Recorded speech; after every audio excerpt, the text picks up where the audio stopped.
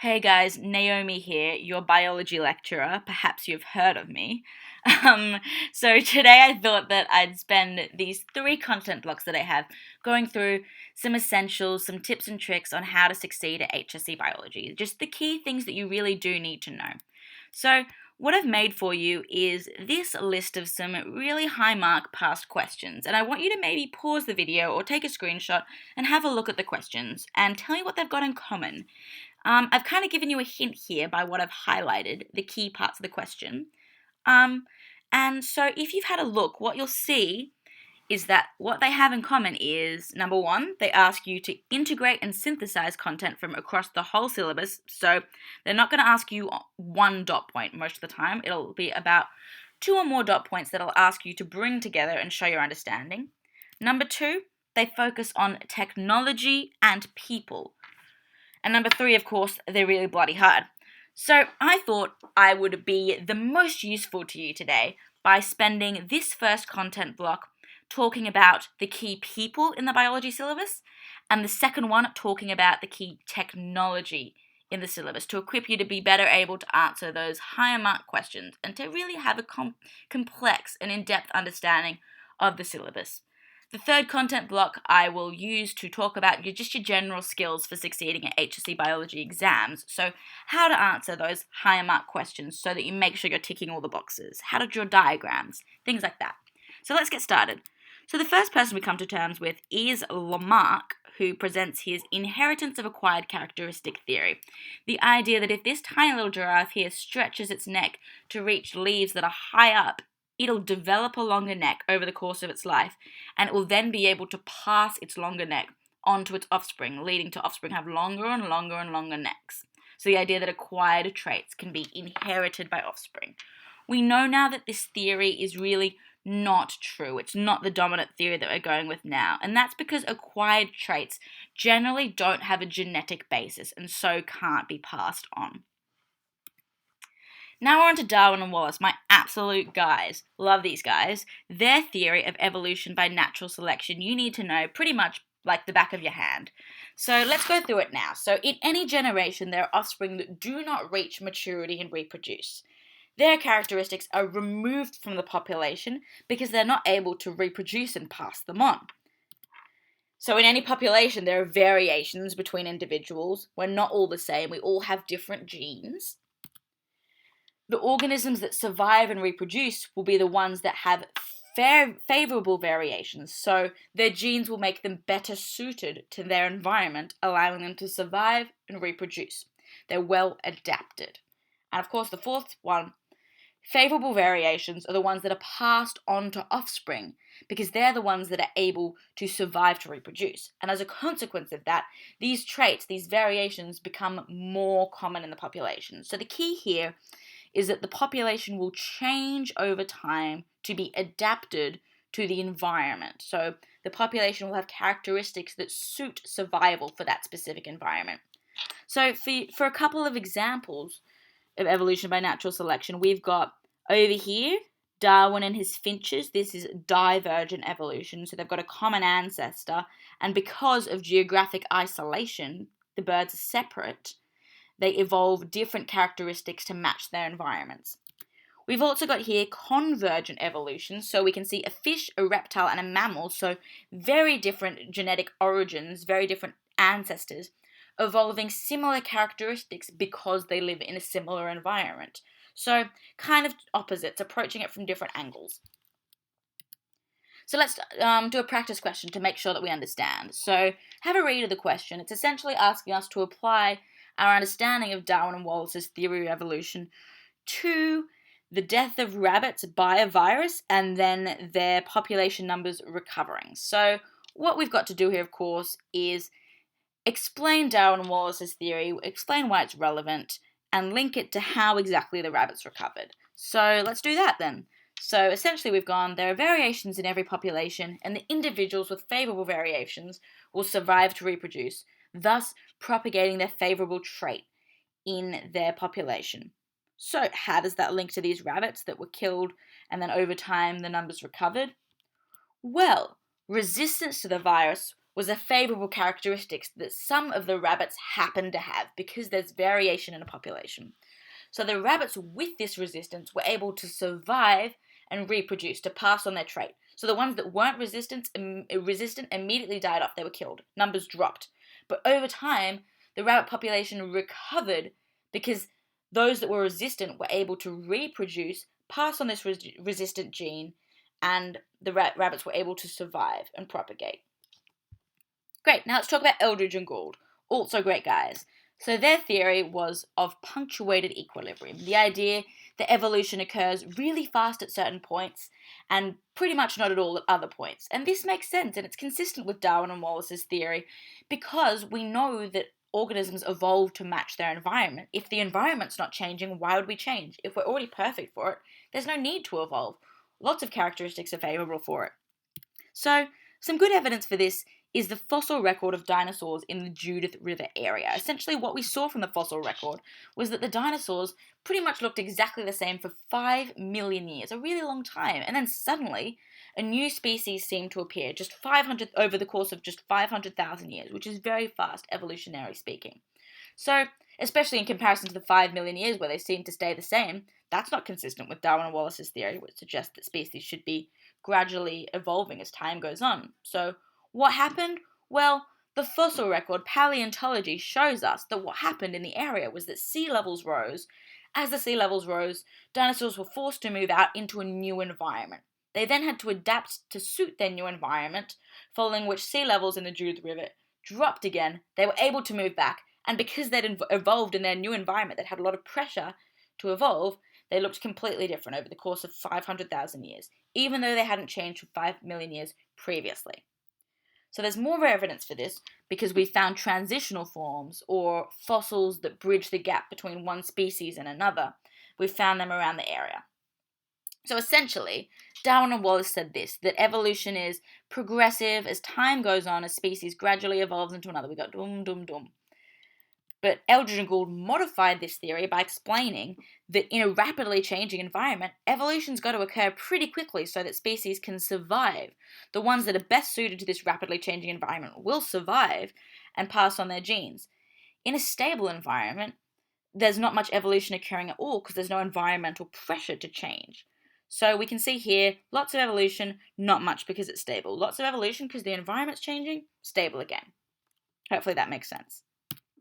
So let's apply this to a question now, a 7-mark question. So let's demonstrate how the practice of biology has led to the validation of current theories about evolution. So we know we're going to have to give some kind of definition or explanation of what we mean by the practice of biology, and we're also definitely going to have to give a definition of evolution. Easy marks. So let's go through that. So number 1, the practice of biology involves careful observation and analysis of one's environment and the work of others, combined with the use of technology, in order to draw scientifically valid conclusions that are supported by evidence.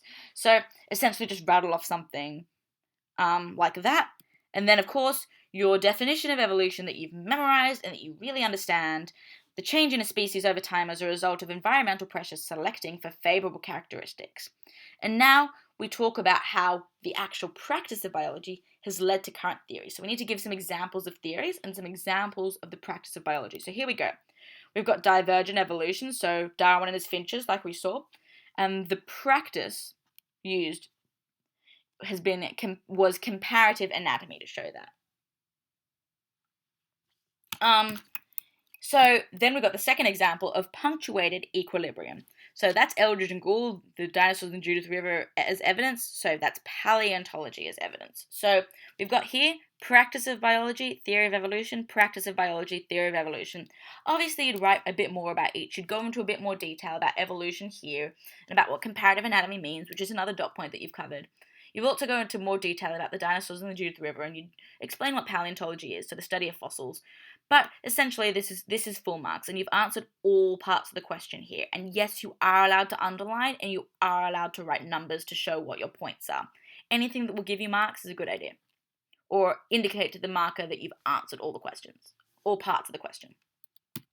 So moving on now, let's talk about Mendel, everyone's favourite. So you've all done Punnett squares in year 11, and they're really fun because you can see right in front of you what's going on. You can see the genotype, so what alleles are inherited, and the phenotype, or the physical characteristic of something.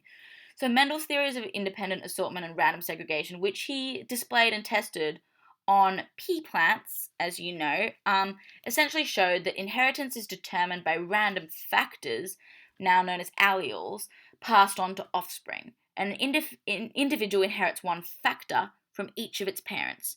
We know that recessive traits can be passed on in genotype whilst they're hidden in the phenotype. So let's just quickly go through this Punnett square and talk about it just in case. So here we see a homozygous dominant individual, let's say a green pea plant, and a homozygous recessive individual, let's say a yellow pea plant. They're interbred, and we can see that 100% of the offspring, or a 4:0 ratio, have the genotype heterozygous. So they've all got one dominant allele and one recessive allele, and they've all got the phenotype of this dominant trait of being green. If you saw that, you'd just say, oh, whenever you breed a green pea plant with a yellow pea plant, you get green pea plants every time. But we can see if we go on to the next generation that is not exactly the case, because we understand that there's a difference between an organism's genotype and its phenotype. So say we take two of these, we take these offspring and we breed them together. So we've got a heterozygous green pea plant and a heterozygous green pea plant bred together. And we can see something interesting happens. So even though there's a 3-to-1 ratio of dominant to recessive phenotype, we can see that the recessive gene that was hidden in the first generation is now able to come out because we've got a homozygous recessive individual here, just due to the chance of matching up like that.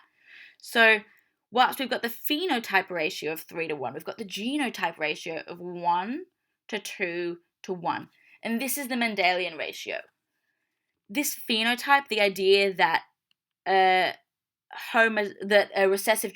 trait can be hidden in the first generation and show up in the next, that's what a recessive trait is. The one that can be hidden if it's interbred with the dominant trait. So now let's talk about Morgan and sex linkage. So Morgan essentially crossbred white-eyed flies and red-eyed flies, or Drosophila if you want to be clever about it.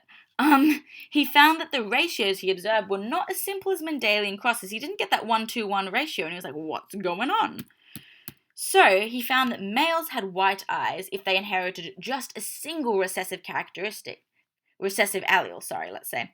And we know that that's really not possible by Mendel's standards. If we look on the other side, on the other slide from before, we saw that you needed 2 recessive alleles to have the phenotype of have a recessive phenotype, white eyes in this case. So males had white eyes if they inherited just a single recessive allele, and females needed 2 recessive alleles to have white eyes. So there was a difference in the sexes. He concluded that some genes must be found on the X chromosome. They're sex-linked, hence why there's a difference in what females and males present as, given that females have 2 X chromosomes and males have an X and a Y chromosome. So this idea is essentially that males have we just talked about this. So males, because they have only 1 X chromosome, they cannot be carriers of the condition. If they have that one recessive gene, they must always express it. There is no dominant trait present to hide the recessive characteristic. If they have it, they express it. It's always in the phenotype if it's in the genotype. In females, however, because they have 2 X chromosomes, they could be carriers, i.e. have a dominant allele and a recessive allele, and the recessive one be hidden in phenotype, or they could have the condition if they have 2 of those recessive alleles, just like Mendel proposed in the other slide. So here's an example of some sex linkage going on here. We can see an unaffected male crossed with a female carrier, and we can see that one of the males will have the disease and one will be unaffected, whilst one female will have the disease and one will be unaffected. So there's a 50% ratio of 50% chance of a female being a carrier and a 50% chance of the male having the disease. There is a 0% chance of the male being a carrier because they have only 1 X chromosome and the disease is carried on the X chromosome. There's no possible way for the female to have the disease because this X chromosome is unaffected. So there'd be no way for her to get that diseased allele. Here's another example. I'll let you pause the slide and go through it yourself and try to explain to yourself what exactly is happening. So this is sex linkage. Now let's quickly talk about Sutton and Boveri, not a main dot point. Essentially, Boveri experimented on sea urchins and concluded that chromosomes are not all the same and a full complement of chromosomes is required for normal development. So if you're missing some, or you've got some extra chromosomes, you won't develop properly.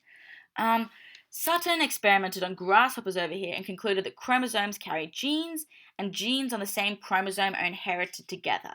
Now, there's a word for genes on the same chromosome being inherited together, and that is called linked genes. And if you've done genetics, the code broken for your option, you'll know a bit more about that. Let's talk about Beadle and Tatum now. So their hypothesis was the one gene, one protein hypothesis. So the idea that each gene is responsible for the creation of one single protein.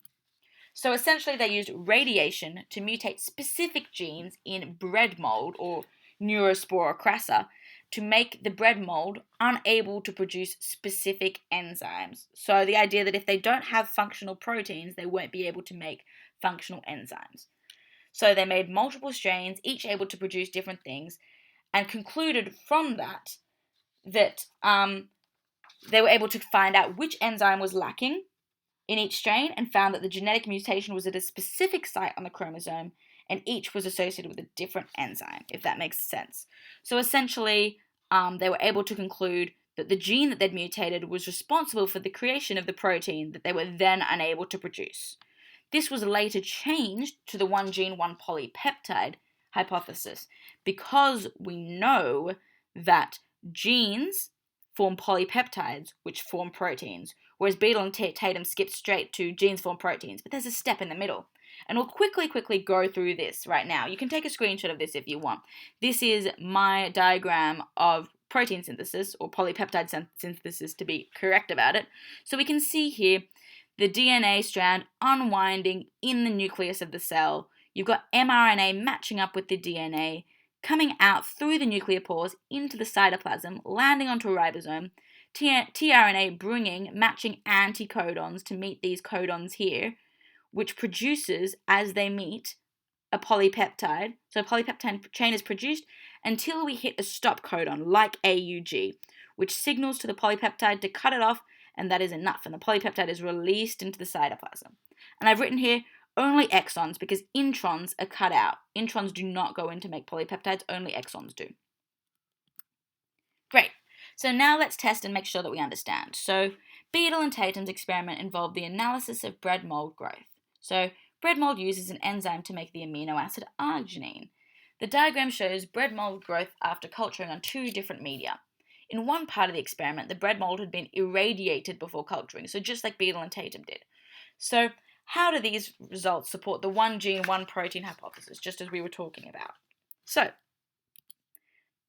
the gene has been mutated by X-rays, as after irradiation the mold requires added arginine to grow. So we can confirm that the gene's been mutated. It can't function properly because you've got to add the amino acid in.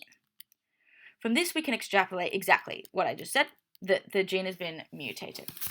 So this supports the one gene, one protein hypothesis, now known as the one gene, one polypeptide hypothesis, as it suggests that a specific gene is responsible for the production of arginine. So if you mutate that gene, you won't be able to produce it. Great.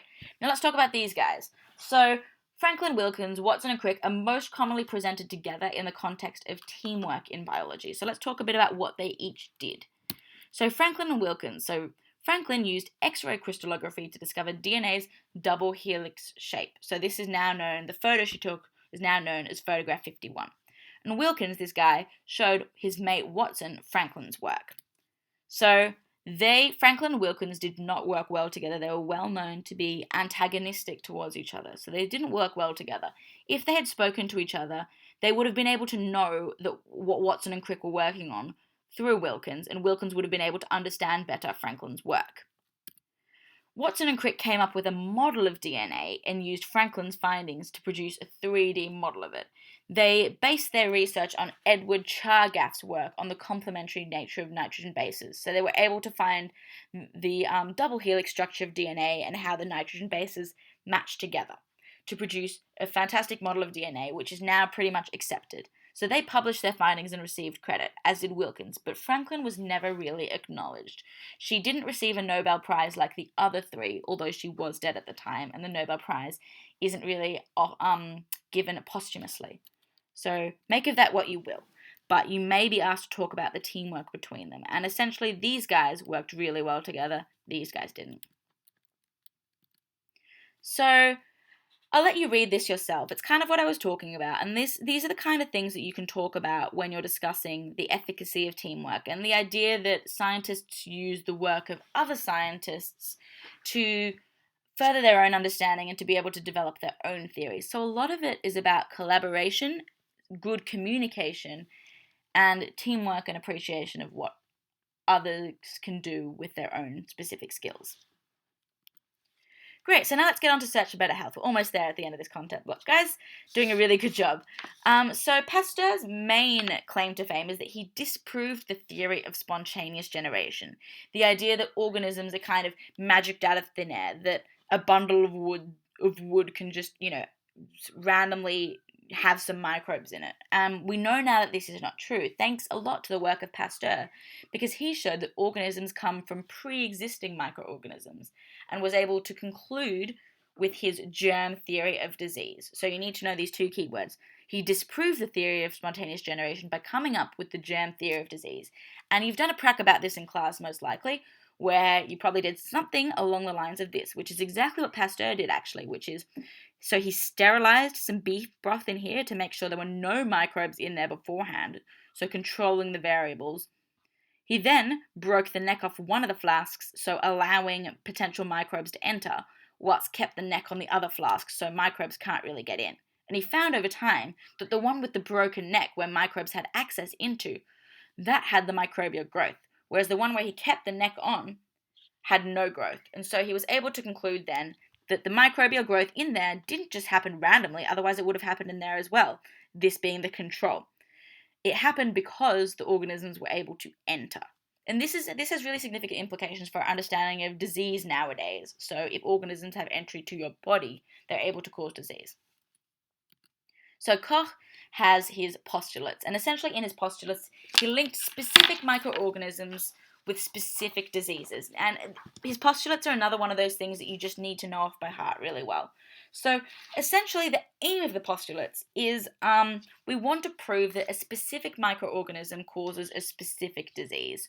So we like to come at it from two angles. Number one, we find people with the symptoms of the disease and we try to find the microorganism that we think causes it within them.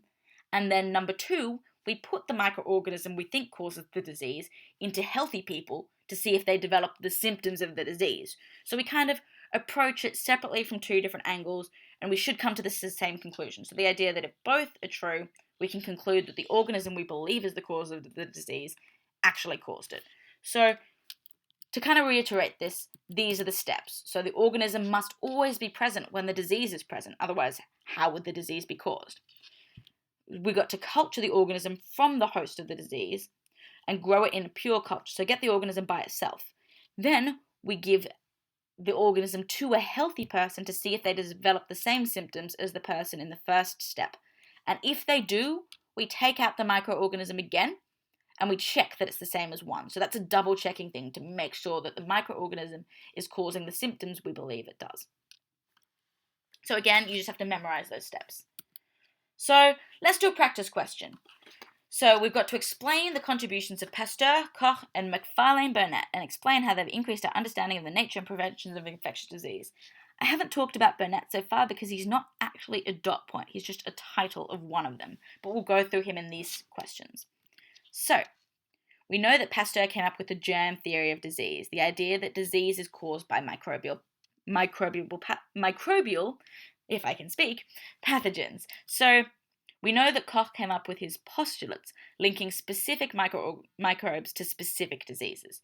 And we know that Burnet came up with this idea of the self versus the non-self, the idea that our immune response can distinguish foreign particles from our own cells. And we'll go into this more a little bit later. But obviously you'd describe each of their experiments, what they did, and what exactly it led to, and the implications of that.